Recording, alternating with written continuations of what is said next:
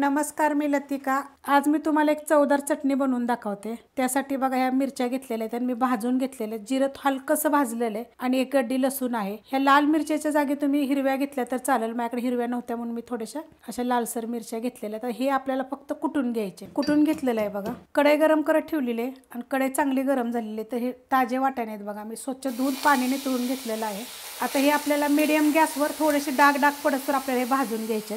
असे डाग पडले पाहिजेत बघा, असे एकसारखं हलवून भाजून घ्यायचे। हे मी काढून घेते। वाटाणे बघा मी काढून घेतलेले आहेत, असे डाग पडले पाहिजेत त्याला। त्याच कढईमध्ये बघा मी 1 चमचा तेल टाकलेलं आहे। त्याच्यामध्ये थोडंसं जिरं, एक छोटा अर्धा चमचा जिरं, जिरं चांगलं भाजून देऊया आपण। जिरं बघा चांगलं भाजलं गेलेलं आहे। मोठ्या आकाराचा कांदा एकदम असा बारीक कापलाय, जास्त असा बारीक कापायचा नाहीये, असा जरा थोडासा मोठा असावा। आता हे कांदा आपण भाजून घेऊया। कांदा बघा असा भाजलेला आहे। आता गॅस बारीक करायचा आणि त्याच्यामध्ये जे आपण खलबत्त्यात कुटलं होतं ना ते टाकून देऊया। तर ते 2 चमचे झालेलं आहे बघा, काही 2 चमचे।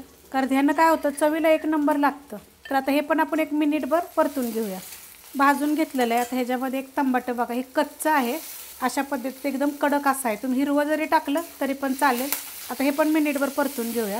मिनिटभर परतून घेतलेलं आहे। त्याच्यामध्ये चवीनुसार मीठ टाकायचं, हलवूया आणि ह्याच्यामध्ये हे जे वाटाणे आपण भाजून घेतले होते ते टाकायचे। ह्याला थोडं कुठलं तरी चाललं। आता हे पण ह्याच्यामध्ये परतून घेऊया। परतून घेतलेलं आहे आणि गॅस बारीक केला एकदम। आता ह्यानं काय करायचं माहिती आहे, हे जे वाटाणे आहेत ना थोडे अशा पद्धतीत कुटून घ्यायचे। अशा पद्धतीत बघा मी थोडं हलकं असं कुटून घेतलेलं आहे। जर भाजलं का नाही तर एकदम सॉफ्ट असे होतात आणि असे होतात। आता ह्याच्यामध्ये 2 शिमला मिरच्या आहेत आणि थोडंसं माझ्याकडे फ्लावरचे तुकडे होते ते पण मी टाकलेले आहेत। शिमला मिरचीचे असे बघा जास्त बारीक तुकडे केले नाहीत, मोठेच तुकडे केलेले आहेत। तर हे पण ह्याच्यामध्ये टाकूया। मीडियम गॅस करून परतून घेऊया। मिनिटभर बघा परतून घेतलेलं आहे मिरची टाकल्यानंतर। तर ह्याच्यामध्ये आपल्याला शेंगदाण्याचं कूट टाकायचे। तर शेंगदाणे काय जास्त बारीक नाही करायचे बघा, अशा दरदरे करायचे, भाजलेले आहेत आणि मोठे असे कुटून घेतलेले, जास्त बारीक असे कुटायचे नाहीत। एक वट म्हणजे एक अशी मूठ भरून शेंगदाणे घेतले होते।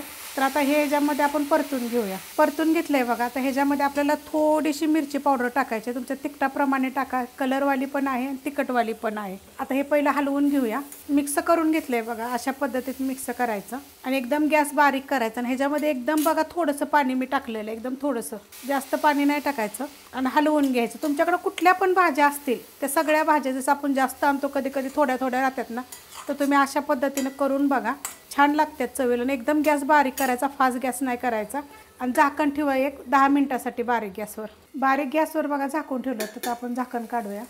बघा किती मस्त झालेली आहे आणि अशा पद्धतीत होती। तुम्हाला जर अजून पाहिजे असते थोडीशी सुकी करू शकता आणि हिरव्या मिरचीच्या जागी ना तुम्ही लाल मिरची पावडर पण ह्याच्यामध्ये वापरू शकता, मस्त अशी होते। अशा पद्धतीने करून बघा। रेसिपी आवडली की लाईक करा, सबस्क्राईब करा, कमेंट करा आणि शेअर बी करा।